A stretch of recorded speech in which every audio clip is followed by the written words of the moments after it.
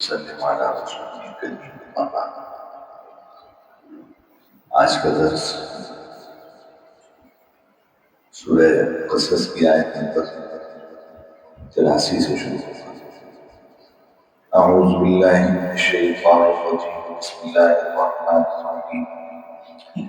تلک الدار الآخرۃ نجعلها للذین لا یریدون علوا فی الارض ولا فسادا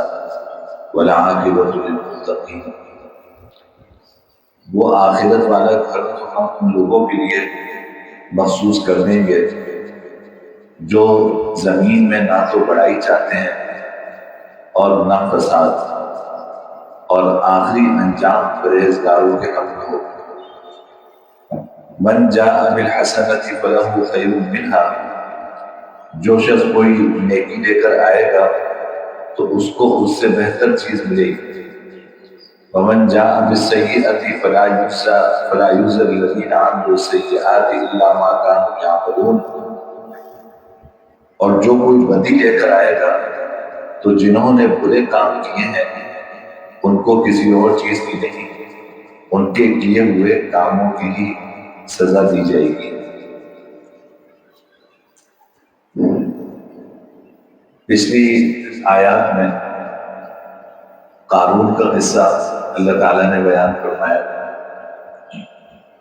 کہ اللہ نے اس کو خوب مال و دولت عطا فرمائی تھی، تو حضرت موسیٰ علیہ السلام نے اور ان کی قوم کے نیک لوگوں نے اس سے کہا کہ بھئی جو کچھ اللہ نے تمہیں دیا ہے اس کو آخرت کا گھر بنانے کے لیے استعمال کر لو، یعنی دنیا میں جو کچھ مال و دولت اللہ نے تمہیں عطا کیا ہے اس کو اپنی آخرت بنانے کے لیے استعمال کرو، اور دنیا میں بھی اپنے سہولت کی چیزیں اس کے ذریعے حاصل کرو، اس میں بھی کوئی حرج نہیں ہے۔ تو نصیحت کی، وہ زکوٰۃ بھی نہیں دیتا تھا تو اس کو زکوٰۃ دینے کے لیے کہا، تو اکڑ کے وہ کہنے لگا کہ جو کچھ مجھے دیا گیا ہے یہ تو میرے علم کا نتیجہ ہے، یعنی اللہ کا کیا لینا دینا ہے، یہ تو میرے پاس جو فن ہے، ہنر ہے۔ میں نے عرض کیا تھا پچھلی مرتبہ کہ اس کو حضرت موسیٰ علیہ السلام نے کیمیا سکھایا تھا، اور اس کے ذریعے سے وہ پیتل کو، تانبے کو سونا اور چاندی بناتا تھا، اور اس کے ذریعے سے وہ کمایا اس نے، اور علم بھی اللہ ہی نے حضرت موسیٰ علیہ السلام کو عطا کیا۔ حضرت موسیٰ علیہ السلام کا چچا بھائی تھا، انہوں نے اس کو سکھایا، ابھی کو اس کی کیا فرصت ہے کہ وہ سونا بنائے اور چاندی بنائے، تو لیکن بھول گیا سب کچھ۔ وہ کہنے لگا کہ یہ تو میرے علم کا نتیجہ ہے جو کچھ اللہ نے مجھے دیا ہے۔ تو پھر اللہ تعالیٰ نے اس کا انجام ذکر کیا کہ اس طرح اللہ تعالیٰ نے اس کو اس کے خزانے سمیت زمین میں دھسایا، اور اس طرح دھسایا کہ قیامت تک دھستا رہے گا۔ اس میں اللہ تعالیٰ نے دو لوگوں کا، دو فریق کا مکالمہ ذکر کیا ہے، جس پہ پچھلی مرتبہ ذرا وقت کم تھا تو میں گفتگو پوری طرح نہیں کر سکا، تو پہلے میں وہ بات عرض کرتا ہوں، پھر ان آیات کے اوپر گفتگو کریں گے کہ اللہ تعالیٰ نے فرمایا کہ دیکھو دو طرح کے لوگ تھے۔ ایک وہ لوگ، جب قارون جو ہے اپنے لاؤ لشکر کے ساتھ نکلا، خزانے کے ساتھ نکلا، چمک دمک کے ساتھ نکلا، تو دو طرح کے لوگ تھے۔ ایک وہ لوگ تھے جو دنیاوی کی زندگی کو سب کچھ سمجھتے تھے، اور ایک وہ لوگ تھے جن کو اللہ نے علم عطا فرمایا تھا، اہل علم تھے۔ دو طرح کے لوگ تھے۔ جو لوگ اس دنیا کی زندگی کو ہی سب کچھ سمجھتے تھے تو وہ قارون اور اس کے خزانے کو دیکھ کر بڑے کثرت سے کہنے لگے کہ یا لیت لنا مثل ما اوتی قارون، کاش کہ ہمیں بھی وہ کچھ ملتا جو قارون کو دیا گیا، اس کے پاس اتنا مال، اتنی دولت، جاؤ حشم، کاش کہ ہمیں بھی وہ کچھ ملتا جو قارون کو دیا گیا۔ انہ لذو کنز عظیم، یہ تو بڑا نصیب والا ہے، یہ تو بڑا نصیب والا ہے۔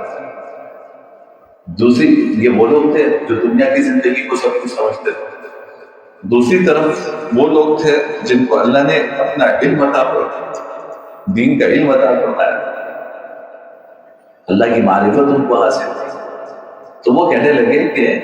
وہی لکم ثواب اللہ خیر لمن آمن وعمل صالحا، کہ تم پر افسوس ہے، تم یہ کیا کہہ رہے ہو کہ قانون بڑا نصیب والا ہے؟ آخرت کا ثواب یہ اس شخص کے لیے کہیں زیادہ بہتر ہے جو ایمان لائے اور نیک عمل کرے، اور ولا یلقاها الا الصابرون، اور آخرت کا ثواب انہی لوگوں کو ملتا ہے جو صبر کرنے والے ہوں، یعنی اپنی خواہشات کو حکم کرنے والے ہوں، اپنی خواہشات کو جلانے والے ہوں، اللہ کے احکام پر عمل کرنے والے ہوں، آخرت کا ثواب انہی کو ملتا ہے۔ اب دیکھیے اللہ نے دو لوگوں کا مکالمہ ذکر کیا، ایک وہ لوگ جو دنیاوی زندگی کو سب کچھ سمجھتے ہیں تو وہ قانون پرش کر رہے ہیں، دوسرے وہ لوگ جن کو اللہ نے اپنی معرفت عطا فرمائی تھی، علم عطا فرمایا تھا، وہ کہہ رہے تھے کہ یہ کون سا رش کرنے کی بات، یہ کون سا رش کرنے کا مقام ہے، کون سی رش کرنے کی بات ہے؟ اصل فکر تو تمہیں آخرت کے ثواب کی ہونی چاہیے۔ میں نے عرض کیا تھا کہ دنیا کسی کو زیادہ ملے کسی کو کم ملے، یہ اللہ تعالیٰ کے ہاں اس کے مقبول ہونے کی علامت نہیں ہے۔ دنیا کسی کو زیادہ ملے اس کا یہ مطلب نہیں ہے کہ اللہ تعالیٰ کیا یہ اس کا بڑا اونچا مقام، دنیا کسی کو کم ملے یہ علامت اس بات کی نہیں ہے کہ اللہ تعالیٰ اس سے ناراض ہے۔ میں نے عرض کیا تھا کہ بھائی اگر ناراضگی کی بات ہوتی تو جناب نبی کریم صلی اللہ علیہ وسلم کو باقی کمار تھے، حضرات انبیاء کرام علیہ السلام کو کتنے مجاہدوں سے بھی گزرنا پڑتا، اور اگر دنیا کا ہونا اللہ کے ہاں کسی مرتبے اور مقام کی علامت ہے تو پھر قارون کو اتنا خزانہ کو ملتا، اس کو تو خزانے سمیت زمین پہ دھسایا گیا۔ تو دنیا کا زیادہ ہونا نہ ہونا یہ کوئی رشک کرنے کی بات نہیں، یہ ان لوگوں کا کام ہے جن کے جو اس مادیت کے قائل وہ اس دنیا ہی کو سب کچھ سمجھتے ہیں، تو وہ پھر فائدہ اور نقصان دنیا کے اعتبار سے، دنیا کے اعتبار سے کون فائدے میں ہے، دنیا کے اعتبار سے کون نقصان میں ہے، ان کے سامنے یہی نقشہ ہوتا ہے۔ اور جو اہل علم ہوتے ہیں ان کے سامنے دنیا کے نقشے نہیں ہونے چاہیے۔ اللہ ہمیں معاف فرمائے کہ علم کے باوجود ہم دنیا کے پیچھے بھاگتے ہیں۔ اللہ تعالیٰ ہمیں صحیح معنوں میں عالم بنائے۔ جو عالم ہوتا ہے اس کی نگاہ میں دنیا کوئی قابل رشک نہیں ہوتی، یعنی سکھایا یہ جا رہا ہے کہ دیکھو یہ کوئی رشک کرنے کی بات نہیں ہے کہ آپ کسی کو دیکھو کہ بڑی گاڑی ہے، آپ کو یہ رشک ہو کہ کاش کہ میرے پاس بھی ہوتی۔ دیکھو اپنی ضرورت مانگنا منع نہیں، آپ اللہ سے اپنی ضرورت مانگیں کہ یا اللہ مجھے خوب رزق عطا فرما، مجھے کسی کا محتاج نہ بنا، مجھے صحت عطا فرما، اللہ سے مانگتے رہے آپ۔ لیکن دوسرے کی چیز دیکھ کر رش کرنا کہ بھائی اس کے پاس اتنی بڑی گاڑی ہے کاش میرے پاس بھی ہوتی، اس کے پاس اتنا بڑا بنگلہ ہے کاش کہ میرے پاس بھی ہوتا، اس کے پاس فلاں اس کا کاروبار ہے کاش کہ میرا بھی ایسا کاروبار ہوتا، یہ رش کرنا یہ غلط ہے۔ یہ ایسی چیز نہیں ہے کہ جس کے اوپر رش کیا جائے اور رال بھائی جائے۔ ہمیں رش کرنا چاہیے تو قابل رش کون ہے ہمارے لیے قابل رش وہ شخص ہے کہ آپ دیکھتے ہیں کہ بھائی اس کی نماز کتنی سنت مطابق ہے، تو آپ کبھی اس پہ رش کرتے ہیں کہ بھائی دیکھو ایک آدمی ہے کتنی خشوع و خضوع سے نماز پڑھتا ہے، یہ قابل رشک ہونا چاہیے۔ ہمارے لیے قابل رشک یہ ہونا چاہیے کہ دیکھو فلاں شخص ہے مسجد میں اللہ سے کتنی دعائیں کرتا ہے، ہم تو نماز پڑھ کے نکل جاتے ہیں اور وہ 10 منٹ 15 منٹ اللہ تعالیٰ کے حضور گر گڑا کے اللہ سے مانگتا رہتا ہے۔ کاش کہ اللہ تعالیٰ ہمیں بھی یہ سعادت نصیب فرما دے۔ یہ ہے رشک کرنے کا مقام، یہ قابل رشک۔ بھائی دیکھو انہوں نے تو جن لوگوں کے سامنے دنیا ہی سب کچھ ہے، انہوں نے تو قارون کو کہا نا کہ اس کا سارا مال دولت دیکھ کر، اس کا حشم و قدم دیکھ کر کیا کہا، یہ تو بڑا نصیب والا ہے۔ قرآن نے اس کو منفی انداز میں ذکر کیا، قرآن نے اس کو منفی انداز میں ذکر کیا۔ یہ کوئی کہنے کی بات ہے کہ تم دنیا کی مال و دولت دیکھ کر کہہ دو کہ بڑا نصیب والا ہے، لیکن ایک دوسری جگہ قرآن کریم نے ہمیں خود بتایا کہ نصیب والا کون ہے، تو اللہ ہمیں ان نصیب والوں میں شامل کرے، اور جو ایسے نصیب والے ہیں اللہ ہمیں ان پہ رشک کرنے کی توفیق عطا کرے۔ یہ رشک کرنے کا موقع کہ قرآن کریم میں فرمایا کہ ادفع باللتی ہی احسن، 24 پارے سورہ حامیم سجدہ، ادفع باللتی ہی احسن، کہ اگر کوئی تم سے برائی سے پیش آئے تو تم اچھائی سے جواب دیا کرو، کوئی برائی سے پیش آئے تو تم اچھائی سے جواب دیا کرو۔ فَإِذَا الَّذِي بَيْنَكَ وَبَيْنَهُ عَدَاوَةٌ كَأَنَّهُ وَلِيٌّ حَمِيمٌ، تو تمہارے اور کسی کے درمیان جو دشمنی ہے نا، تو وہ ایسا ہو جائے گا تمہارا دشمن جیسے کہ پیارا دوست ہے۔ جب آپ اس کی برائی کا جواب اچھائی سے دیں گے، دشمنی کا جواب محبت سے دیں گے، تو وہ آپ کا گہرا دوست ہو جائے گا۔ كَأَنَّهُ وَلِيٌّ حَمِيمٌ۔ اب آگے دیکھو قرآن کیا کہتا ہے، وَلَا يُلَقَّاهَا إِلَّا الَّذِينَ صَبَرُوا، یہ جو توفیق ملتی ہے یہ ان لوگوں کو ملتی ہے جو صبر کرنے والے ہیں۔ وَلَا يُلَقَّاهَا إِلَّا ذُو حَظٍّ عَظِيمٍ، یہ توفیق ملتی ہے ان لوگوں کو جو بڑے نصیب والے ہیں، یہ توفیق ملتی ہے ان لوگوں کو جو بڑے نصیب والے ہیں۔ اب دیکھو قرآن کریم نے آپ کو بتا دیا نا کہ کون نصیب والا ہے۔ نصیب والا یہ ہے کہ جو برائی کا جواب اچھائی سے، یہ نصیب والا ہے۔ جس کو دنیا ملی ہوئی ہے وہ نصیب والا نہیں ہے۔ وجہ یہ ہے کہ یہ دنیا کی زندگی چند روزہ زندگی، یہ عارضی زندگی ہے، یہ ختم ہو جائے گی، لیکن ایک آدمی برائی کا جواب اچھائی سے دیتا ہے، صبر سے کام لیتا ہے، تو فرمایا کہ اصل نصیب والا تو یہ ہے، اس پہ رشک کرو۔ تو ہمیں رشک ایسے لوگوں پہ کرنا چاہیے جس پہ قرآن کریم جن کو نصیب والا کہہ رہا ہے کہ بھائی یہ کیسا آدمی ہے، دیکھو فلاں اس کے ساتھ فلاں رشتہ دار ہے، اس نے اس کے ساتھ پتہ تعلق کیا ہوا ہے، لیکن یہ پھر بھی مڑ کے ان کو پوچھتا ہے۔ فلاں رشتہ دار ہے، وہ ان کو اپنے یہاں اپنی خوشی غمی میں بلاتے نہیں، لیکن جب ان کے یہاں موقع ہوتا ہے تو یہ ساتھ کھڑا ہوا ہوتا ہے۔ یہ ہے جو برائی کا جواب اچھائی سے دیتا ہے، اس پہ رشک کرنا چاہیے انسان۔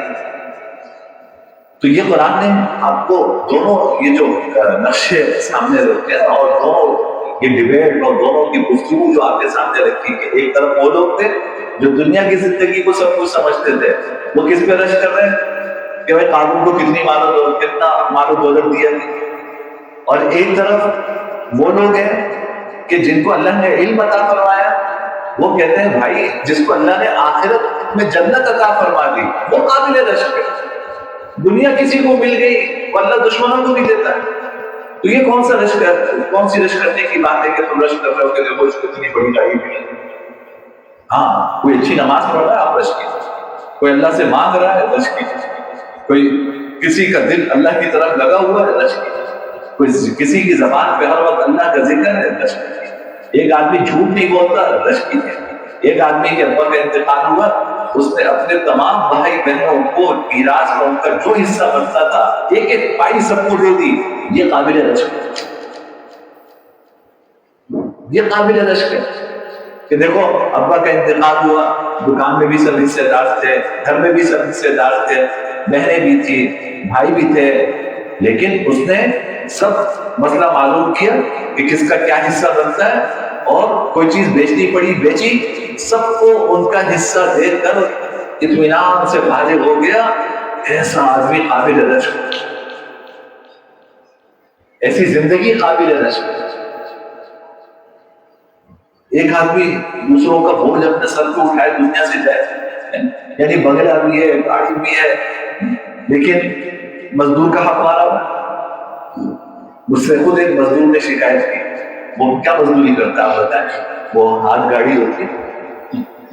میں کبھی کبھار ایسے لوگوں کے ساتھ مل کے ان سے خیریت پوچھتا ہوں، گپ شپ مارتا ہوں، ہاتھ گاڑی چلاتا ہے، وہ آپ نے دیکھا ہوگا ٹاور کے پاس مولٹن مارکیٹ اور اس طرف ہاتھ گاڑی پہ سٹی اسٹیشن سے سامان دکانوں پہ لے جاتے ہیں۔ اس نے مجھ سے کہا کہ مفتی صاحب میری بس آپ نے دیکھو کتنی محنت کا کام ہے، گدھے کی جگہ انسان لگاؤ، پسینہ بہ رہا ہوتا ہے، کیا حلال کمائی ہے اس کی، کیا ملتا ہے اس کو؟ کہتا ہے کہ اگر 100 روپے بھی اجرت بنتی ہے نا، یہ دکان والے ہمیں 50 روپے دیتے ہیں، 50 ہمارا روٹی۔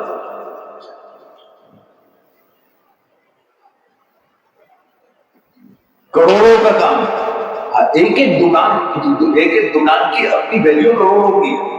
اور دکان میں جو کاروبار ہے وہ کروڑوں کا ہے۔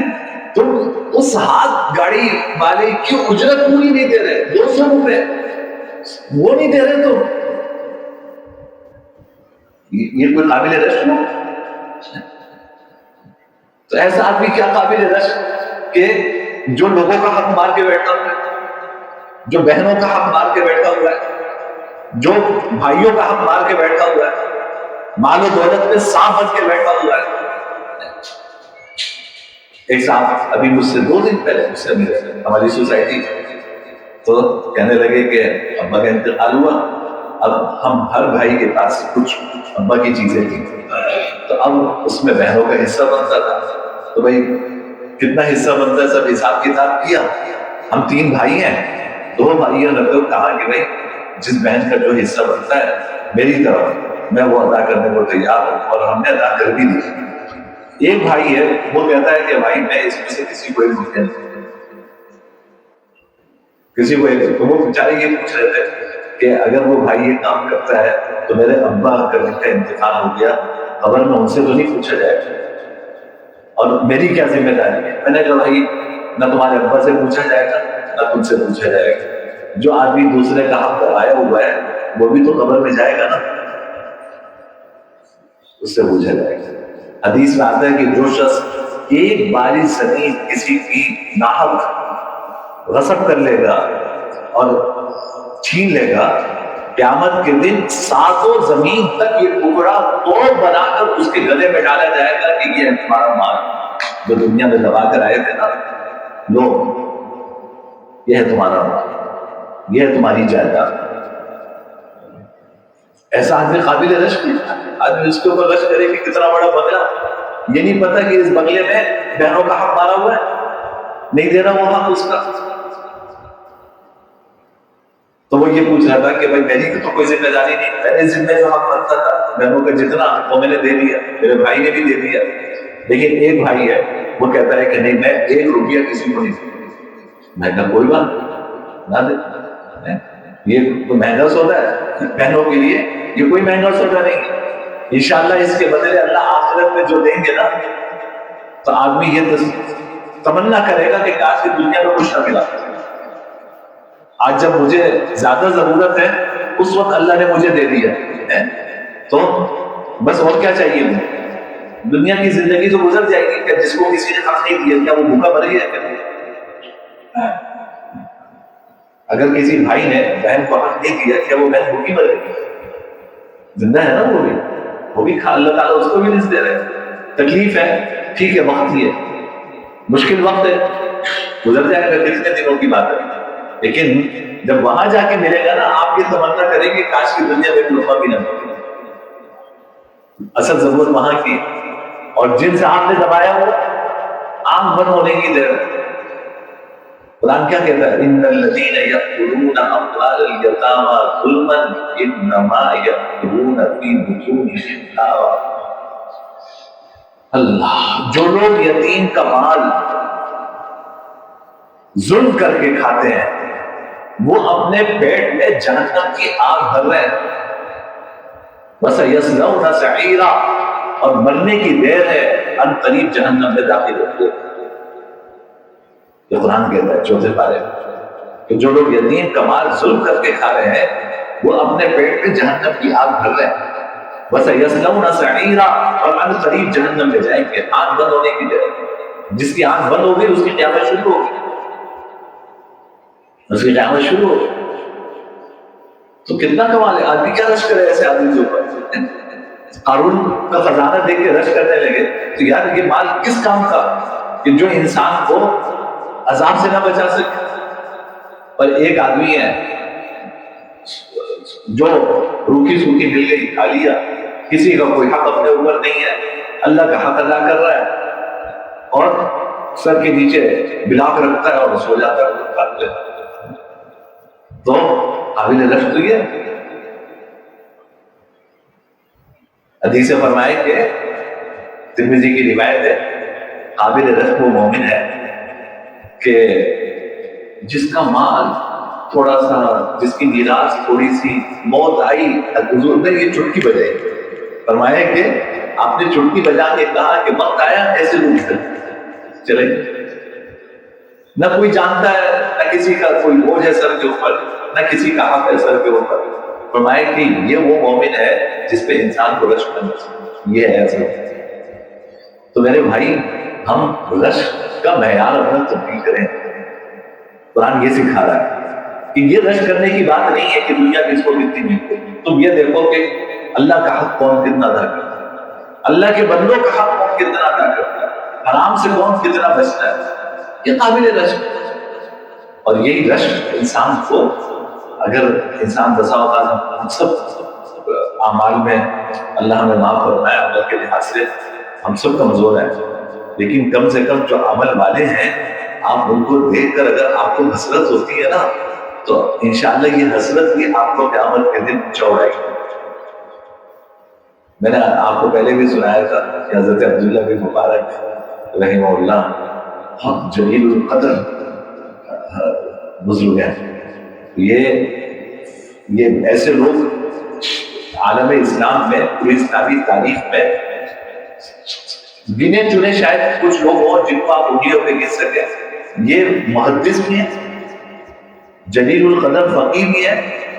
سال کے 6 مہینے پڑھنے پڑھانے میں گزارتے تھے، سال کے 6 مہینے جہاد میں گزارتے تھے، ہر سال حج کرتے تھے، اور بہت بڑے تاجر بھی تھے. یعنی یہ ایسا، یہ سارے کمالات کسی ایک سے جمع نہیں ہوتے. اور کوئی بھی فقہ ہو، ان کے ہر فقہ کے ماننے والوں کیا ان کی عظمت ہے. ان کا جب انتقال ہوا تو ان کے پڑوس میں، بلکہ پہلے ان کا انتقال ہوا پھر ان کے پڑوس میں ایک لوہار رہتا، اس کا انتقال ہوا. کسی نے حضرت عبداللہ بن مبارک کو خواب میں دیکھا تو پوچھا کہ کیا گزری، تو کہنے لگے کہ بس اللہ نے اپنے خاص کرم سے فضل کا معاملہ فرمایا، اللہ تعالیٰ نے میری مغفرت فرما دی، البتہ مجھے وہ مقام نہیں مل سکا جو میرے برابر میں رہنے والے لوہاروں کو. یعنی جنت میں لوہار کا مقام عبداللہ بن مبارک رحمہ اللہ سے پوچھا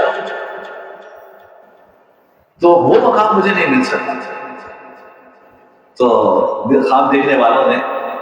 اس لوہار کی بیوی سے پوچھا کہ یہ کیا عمل کرتا تھا، اتنا اونچا مقام تمہارے شوہر کو ملا؟ اس نے کہا کہ کوئی ایسی کوئی بات نہیں تھی، 2 کام تھے، 2 باتیں، یہ بہت ہمارے سیکھنے کی بات ہے. کہا کہ ایک بات یہ تھی کہ وہ اپنا لوہا پیٹ رہا ہوتا تھا، ہتھوڑا ہوتا تھا، گرز، جب اذان کی آواز کان میں آتی تھی تو جہاں گرز ہوتا تھا وہیں چھوڑ دیتا تھا، آگے لانا گوارا نہیں کرتا کہ نہیں بس اللہ کے منادی نے پکارا ہے، اب بس کام ہو گیا، اب مسجد چلو، نماز کے بعد آ کے وقت نہ. اللہ ہمیں نصیب فرمائے. ایک تو یہ بات. دوسری بات جو قابل رشک ہے نا، جو میں اصل آپ سے عرض کرنا چاہا وہ یہ ہے کہ رات کو عبداللہ بن مبارک اپنی چھت پر کھڑے ہو کے تہجد پڑھا کرتے تھے. پوری رات کا آخری 1/3 تہجد میں گزارتے تھے، لکڑی کی طرح کھڑے ہوتے تھے. تو یہ اپنی چھت پہ سوتا تھا تو اپنی بیوی سے کہتا تھا کہ دیکھو کاش کہ میری بھی کوئی رزق کا میرا کوئی ایسا انتظام ہوتا، مجھے اتنی محنت والا پیشہ ہے میرا، کوئی آسان پیشہ ہوتا تو میں بھی دن میں ٹھیک ہے تھوڑا بہت کام کرتا، رات کو میں بھی عبداللہ بن مبارک کی طرح کھڑے ہو کے رش کرتا. لیکن میرا کام اتنی محنت والا ہے کہ میں کام کر کے بالکل تھکن سے چور ہو جاتا ہوں، تو اب میں رات کے آخری پہر اتنی دیر کھڑے ہو کر تہجد نہیں پڑھ سکتا. یہ دیکھیں یہ رشک ہے. علماء نے لکھا کہ حقیقت یہ ہے کہ اس لوہار کو عبداللہ بن مبارک سے آگے لے جانے والی چیز اس کا یہ رشک ہے، یہ رشک ہے کہ انسان خود تو عمل نہیں کر پا رہا، لیکن جو عمل کر رہا ہے آدمی اس پہ رشک کرے نا کہ یا اللہ مجھے بھی ایسی نماز نصیب ہو جائے۔ یہ مسجد سے فلاں شخص کا اتنا تعلق ہے کہ اذان کے بعد فوراً وہ مسجد میں آ جاتا ہے، صف اول نصیب ہوتی ہے، تکبیر اولیٰ نصیب ہوتی ہے، کاش کہ اللہ مجھے بھی یہ توفیق عطا فرما دے۔ کوئی آدمی رشتہ داروں کی صلہ رحمی کر رہا ہے، وہ قابل رشک ہے کہ دیکھو بھائی کتنا آرام ہر ایک کے ساتھ یہ اس سے سلوک کرتا ہے۔ میں نے عرض کیا یہ لوگ قابل رشک ہے، آرام سے بچتا ہے یہ قابل رشک ہے، جھوٹ سے بچتا ہے یہ قابل رشک ہے، تاجر ہے ایمانداری کے ساتھ تجارت کرتا ہے یہ قابل رشک ہے۔ آدمی دنیا سے اس طرح جا رہا ہے کہ اپنے پیچھے کوئی بوجھ چھوڑ کے نہیں جا رہا ہے، کسی کا حق دنیا سے لے کے نہیں جا رہا ہے، فرمایا کہ یہ قابل رشک ہے۔ تو قابل رشک یہ لوگ ہیں، یہ ہے ذو حظ عظیم، یہ بڑے نصیب والے ہیں۔ اللہ ہمیں ان میں شامل فرما دے اور ان لوگوں پر رشک کرنے کی اللہ ہمیں توفیق عطا فرمائے۔ یہ دنیا کسی کے پاس زیادہ ہے کسی کے پاس کم ہے،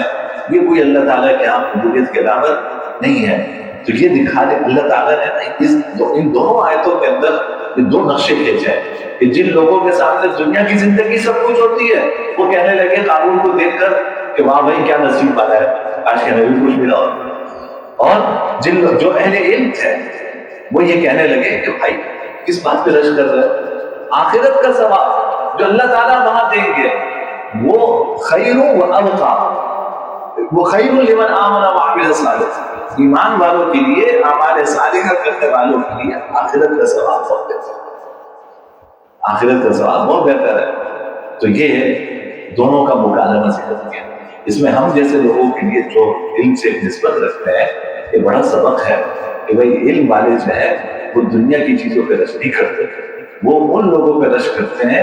جن کو اللہ نے آخرت کے اعتبار سے اونچا مرتبہ دیا ہو، جن کو اللہ نے نیکیوں کی توفیق عطا فرمائی ہو، اعمال صالحہ کی توفیق عطا فرمائی ہو۔ ہمیں ان لوگوں پہ رشک کرنا چاہیے۔ اگر عالم ہو کر آپ لوگوں کے پیسوں پہ رشک کر رہے ہیں تو آپ عالم نہیں۔ حضرت تھانوی رحمۃ اللہ نے فرمایا دونوں باتیں جمع نہیں ہو سکتی، تفسیر بیان و قرآن میں حضرت نے فرمایا دونوں باتیں جمع نہیں ہو سکتی۔ اگر ایک آدمی کہنے کو عالم ہے لیکن کسی کی کوٹھی پہ رشک کر رہا ہے، کسی کے مال و دولت پہ رشک کر رہا ہے، کسی کی گاڑی پہ رشک کر رہا ہے، تو فرمایا کہ یہ عالم نہیں، یہ عالم کہلانے کے لائق نہیں۔ عالم وہ ہے کہ جو ایمان پہ رشک کرے، اعمال صالحہ پہ رشک کرے، گناہوں سے بچنے پہ رشک کرے، یہ ایسا ہے۔ پھر ایسے لوگوں کے لیے قرآن فرما رہا ہے کہ تلک الدار الآخرہ نجعلها للذین لا یریدون علوا فی الارض ولا فسادا، یہ آخرت کا گھر ہم نے ان لوگوں کے لیے بنایا ہے جو زمین میں نہ بڑائی چاہتے ہیں اور نہ فساد چاہتے ہیں، ہم نے آخرت کا گھر ان کے لیے بنایا ہے۔ والعاقبۃ للمتقین، اور آخری انجام پرہیزگاروں کے حق میں، یعنی آخرت میں جو اللہ تعالیٰ اچھا انجام عطا فرمائیں گے اور جنت کی نعمت عطا فرمائیں گے وہ پرہیزگاروں کو عطا فرمائیں گے۔ تو دنیا کی زندگی تو گزر جائے گی، اصل آخرت کی زندگی ہے جو ہمیشہ ہمیشہ رہنے والی ہے، وہ اللہ تعالیٰ نے آخرت کی زندگی جو ہے وہ ان لوگوں کے لیے بنائی ہے کہ جو اللہ سے ڈرتے ہیں، جو تقوی اختیار کرتے ہیں، ان کے لیے اللہ نے آخرت کا گھر بنایا ہے۔ اللہ تعالیٰ ہم سب کو نصیب فرمائے۔ آخر دعوانا الحمدللہ رب العالمین۔